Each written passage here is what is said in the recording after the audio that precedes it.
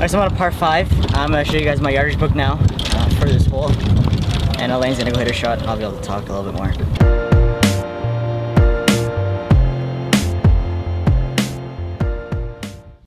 Okay, so I hit my drive really well. Elaine's hitting her shot over, that's why I'm talking quietly.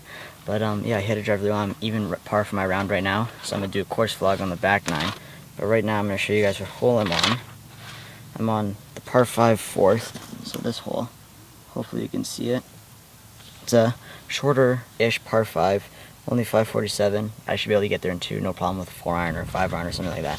But I'm going to show you guys what I'm looking for when I get down there, and what I'm writing into my book when I get down there. So yeah, when I get down my shot, I hit my drive like 310, probably 320, because I hit it really well, and it goes downhill. So hopefully I got a good drive out there, and I'll be able to show you guys what my approach is going to be.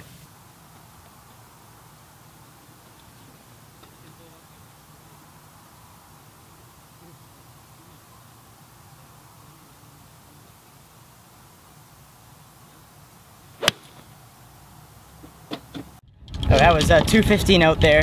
I hit a 5-iron, and I think I just either rolled off or just a little bit to the left. Dude, there's a big false front here that kind of funnels into that left bunker, so that's probably where I am right now. Not a terrible shot, but it's going to be a little bit of a tricky up and down coming up. And I'll show you guys what I marked down in my book after hitting that shot and seeing what I did. So I've had a couple questions on my yardage book itself. No, this is not what I bring to tournaments. This is way too big. After I'm done finishing the yardage book and I have all my yardages and all my notes, I've condensed into one little book that I can fit in my yardage book cover, and it's all good. But no, this is not what I bring to tournaments. This would be way too big to carry around and such. But I'm gonna start off with. I promised you guys that I would show you what notes I made after playing around yesterday. I showed you an example on the 4th hole, the par 5, where I hit a 5-iron, like 230 yards, just left of the green, but I got there in 2. So I told you that example, but I'm going to go through my whole book and show you guys what edits I made to it, and what notes I took down. So I know it's probably a little bit too small for you to see, but I did take a couple notes. So right here, I have an asterisk on the left side of the green. I say, if pin is in left part of the green, play the middle of the green and minus half a club so that you don't end up going long. But you can tell that, like, from the middle of the green here, it's another half a club. So just play the middle of the green, and then you can have like a 25-foot putt. Because if you go left, you're either gonna run off the front if you spin a little bit too much, or if you don't get enough spin, you're gonna go off the back. So it's a really lose-lose situation. You can't really win. But I also just keep like 110 yards, so that's a good yardage to play to. And then I'll just show you my clubs that I use. I went 3-wood, 275, 60-degree wedge, 85 yards, and that was just like a 3/4 swing. And then a 52-degree wedge, 113 yards, but that was another 3/4 swing out of the rough, and I'm just playing to the middle of the green here. But that's it for this hole. This one's a boring hole. It's not a very challenging hole. So now this par 3, this one's tough. You've seen all these little notes that are on here. Right here, I just said T1 to asterisk, so right here, 175 yards, and I hit an 8-iron, and I was pin high, so that was a good club to hit. And I said air right and long.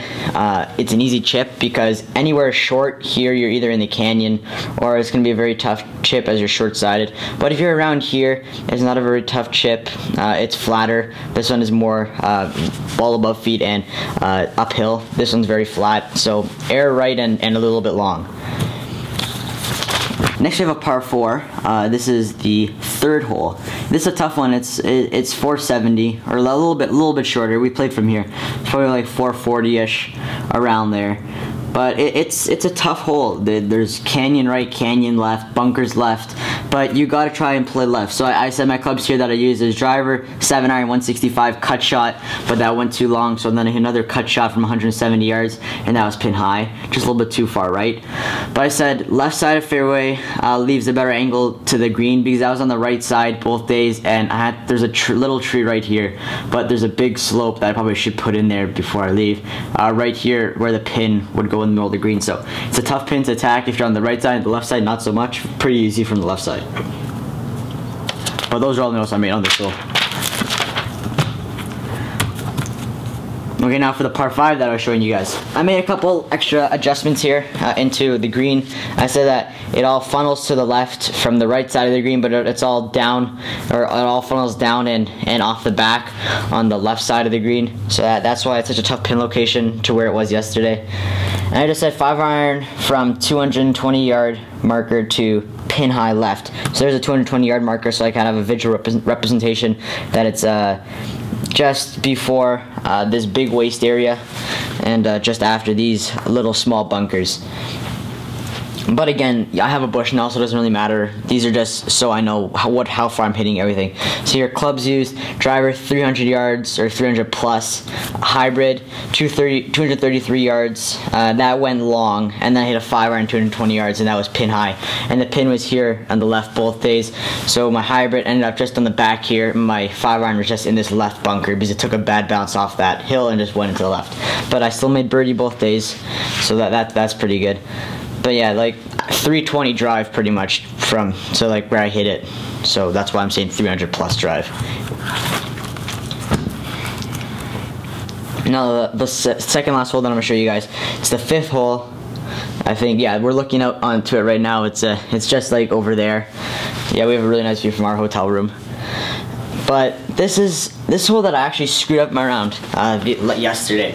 I made a bogey when I should have really been par at worst, and that's because I made the mistake in hitting a driver. So, and driver is too risky because if I put it 305 yards plus, I'm in this bunker, and then if I leak it a little bit, I'm in this bunker, or even worse, and if I pull it a little bit, I'm in this bunker, and like there's no real safe place to be. So I'm gonna hit 3-wood today off the tee, and it'll leave me around 110 yards, and that's a good wedge distance for me. I'm pretty solid with my wedges right now, so I can't see myself making worse than par from that spot of the fairway. But yeah, I just make the note that I missed my driver left, and 3-wood off tee instead of driver.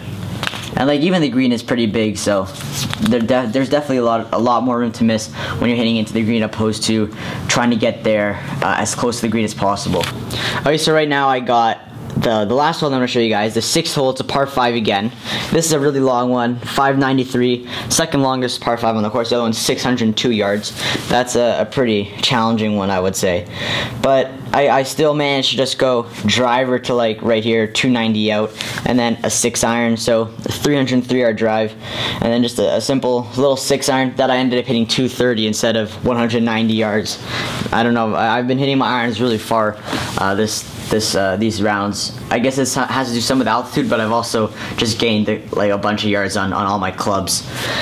But I made the note, 6-iron layup from 290 yard marker, and then left middle of the fairway leaves easy approach. So like left middle, that's a circled area. You don't want to go right, so right is bad because you have to carry this bunker, and the pin's on the right. It's going to be a very tough shot to stop on the green.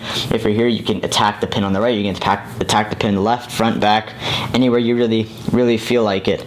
So that's why that being on the left side with your layup is important, unless you're going to go for the green. And I actually might go for the green today because when I hit a 6-iron, I was like right here, and I ended up not hitting the best wedge shot, and I hit the top of the green, spun it back into the bunker, so not the best shot. So I might actually just hit a 3-wood and put it into this bunker because I still made up and down from the bunker, and I might just put a 3-wood in there and then just punch out or hit a bunker shot onto the green and try to make a birdie. Like, and as I said, if I don't make so many stupid mistakes today, I could really go low. I feel really good in my game right now. My irons are really good. My driver's really good. My putting and chipping is really good. It's just my course management. I'm doing some stupid things, and that's why I shot a 68 instead of a 64 yesterday. So that's it. Well guys, that's the end of the video. Thanks for watching. I hope you enjoyed it. I want to say it again that I have a great amount of respect for Carl, and I did not intend to copy his Google Earth video in any way, so I tried to steer away from Google Earth only for the parts that I really needed. I showed you, but I tend to map out my yardages a lot more on the course rather than Google Earth, and I just hope I showed you something different opposed to his video where it was more Google Earth based and not so much course management based. But again, he made a great video, and I hope I made a great video too that both my audience and his audience are going to enjoy. I know that we kind of share that same junior golfing audience, and I really appreciate that. I know that there's other people that support us too, maybe different people as I know that he has a lot more followers than I do, but that's something that I can't control. He has done a very good job with his YouTube channel, and he deserves what he gets from that YouTube.